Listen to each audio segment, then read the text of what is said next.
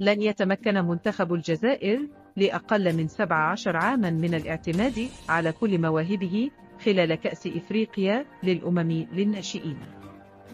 تستضيف الجزائر كأس إفريقيا للأمم للشباب في الفترة من 29 أبريل إلى 19 مايو.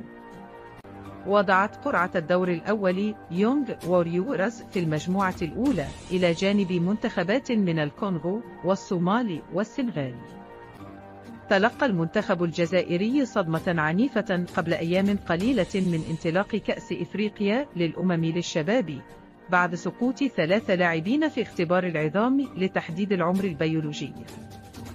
وكان الاتحاد الإفريقي لكرة القدم قد فرض على الفرق الإفريقية إجراء أشعة الرنين المغناطيسي للعظام، وذلك لوقف ظاهرة تزوير أعمار اللاعبين في المسابقات التي ينظمها على مستوى الفئة